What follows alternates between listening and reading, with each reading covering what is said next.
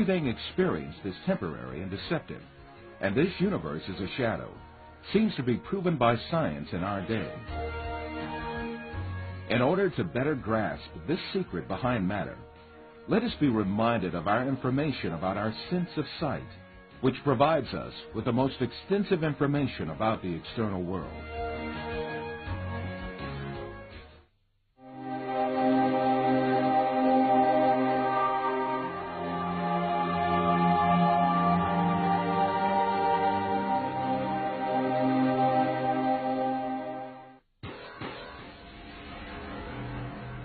The act of seeing is realized progressively.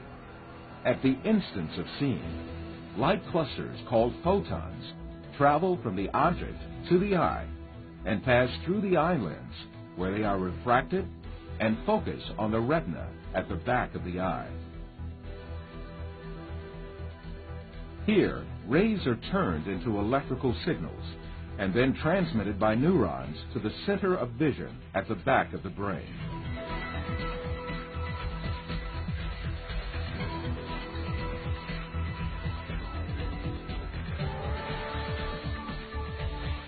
The act of seeing actually takes place in this center in the brain.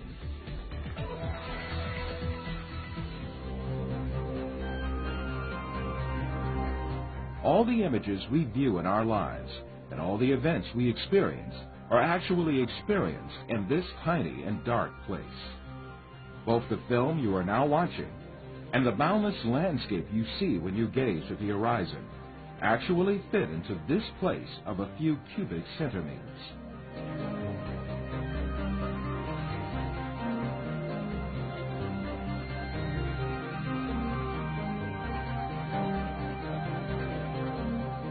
Now, let us reconsider this information more carefully.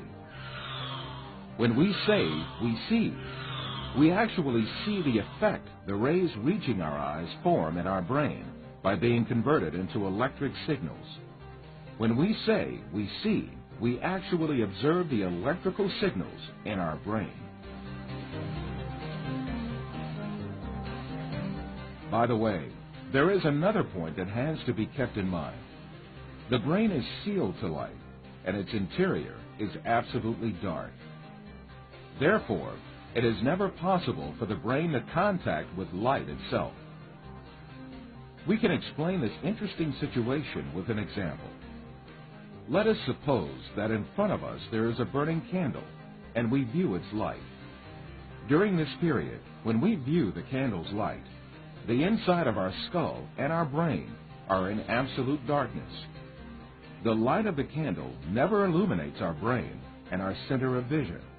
However, we watch a colorful and bright world inside our dark brain.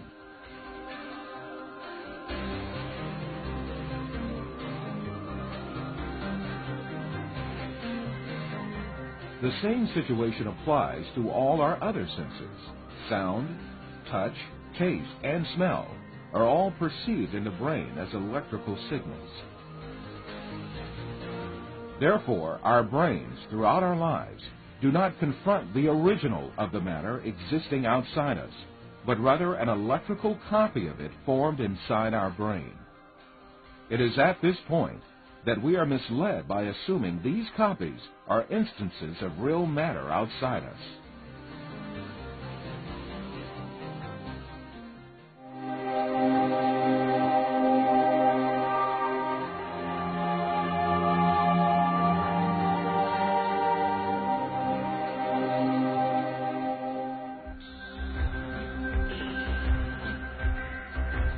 These physical facts make us come to an indisputable conclusion.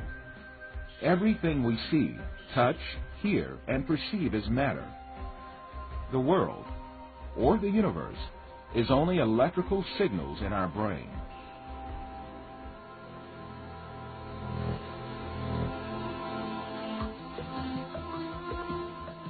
For instance, we see a bird in the external world.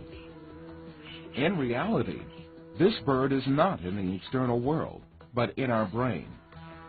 The light particles reflecting from the bird reach our eye, and there they are converted into electrical signals. These signals are transmitted by neurons to the center of vision in the brain. The bird we see is, in fact, the electric signals in our brain. If the sight nerves traveling to the brain were disconnected, the image of the bird would suddenly disappear. In the same manner, the bird sounds we hear are also in our brain. If the nerve traveling from the ear to the brain was disconnected, there would be no sound left.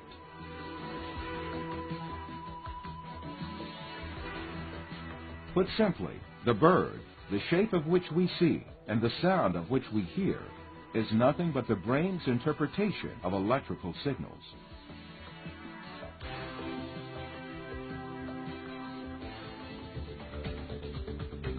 Another point to be considered here is the sense of distance.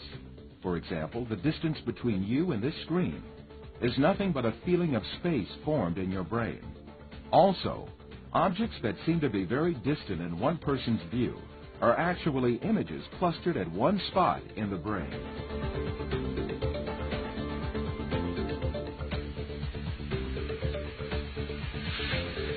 For instance, someone who watches the stars in the sky assumes that they are millions of light years away from him. Yet the stars are right inside himself and the center of vision of his brain.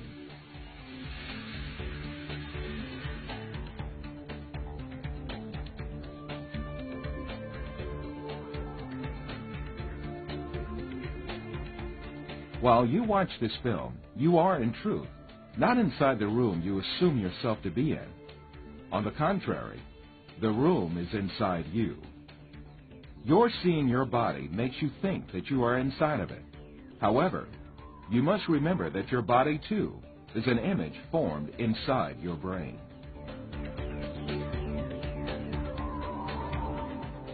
So far, we have been speaking repeatedly of an external world and a world of perceptions formed in our brain, the latter of which is what we see. However, since we can never actually reach the external world, how can we be sure that such a world really exists? Definitely we cannot. The only reality we cope with is the world of perceptions we live within our minds.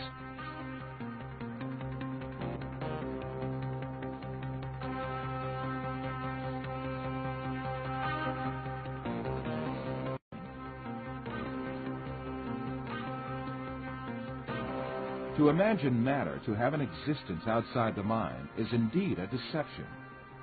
The perceptions we observe may well be coming from an artificial source. It is possible to see this in the mind's eye by an example.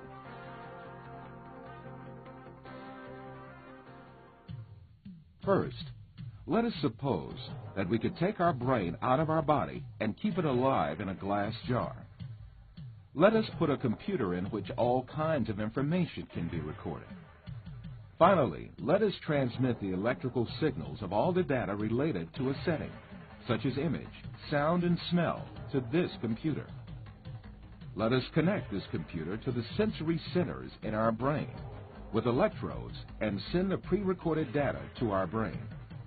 As our brain perceives these signals, it will see and live the setting correlated with these.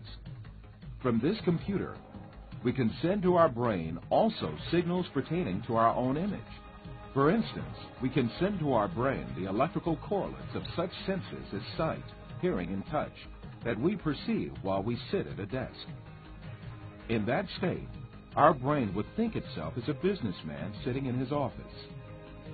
This imaginary world would continue as long as the stimulations keep coming from the computer. We would never realize that we only consist of a brain. It is indeed very easy for us to be deceived into believing perceptions without any material correlates to be real. This is just what happens in our dreams.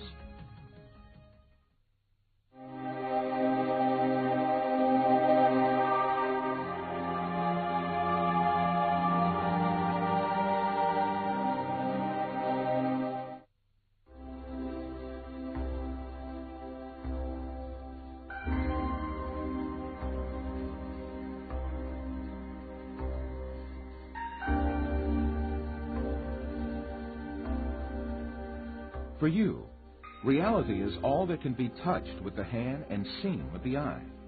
In your dreams, you can also touch with your hand and see with your eye. But in reality, you have neither hand nor eye, nor is there anything that can be touched or seen. Taking what you perceive in your dream to be material realities, you are simply deceived.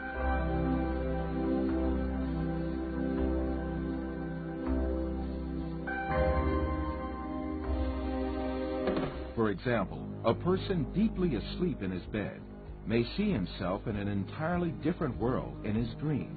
He may dream that he is a pilot and command a giant airplane, and even spend a great effort to command the plane. In fact, this person has not taken even one step away from his bed. In his dreams, he may visit different settings and meet with friends, have a chat with them, eat and drink together. It is only when the person awakes from his dream that he realizes all were only perceptions. If we are able to live easily in an unreal world during our dreams, the same thing can equally be true for the world we live in. When we wake up from a dream, there is no logical reason for not thinking that we have entered a longer dream that we call real life. The reason we consider our dream to be fancy and the world as real is nothing but a product of our habits and prejudices.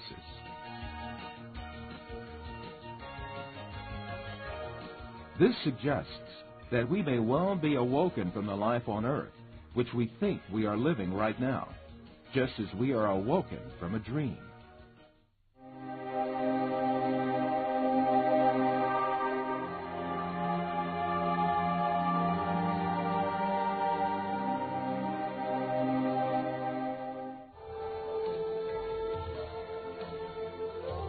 After all these physical facts arises the question of primary importance. If all physical events that we know are intrinsically perceptions, what about our brain? Since our brain is a matter just like our arms, legs, or any other object, it also must be a perception just like all other objects. An example will illuminate the subject further. Let us think that we extend the nerves reaching our brain and put it outside our head, where we can see it with our eyes. In this case, we would be able to see also our brain and touch it with our fingers. This way, we can understand that our brain is also nothing but a perception formed by the senses of vision and touch. Then, what is the will that sees, hears, and perceives all other senses if it is not the brain? Who is it that sees, hears, touches, and perceives the taste and smell? Who is this being that thinks, reasons, has feelings, and moreover that says, I am me? One of the important thinkers of our age, Karl Popper, also poses the same question. Since the Greeks, philosophers have been thinking about the ghost in the machine, the small man within the small man, etc. Where is I, the person who uses his brain? Who is it that realizes the act of knowing? As St. Francis of Assisi said, what we search for is the one that sees.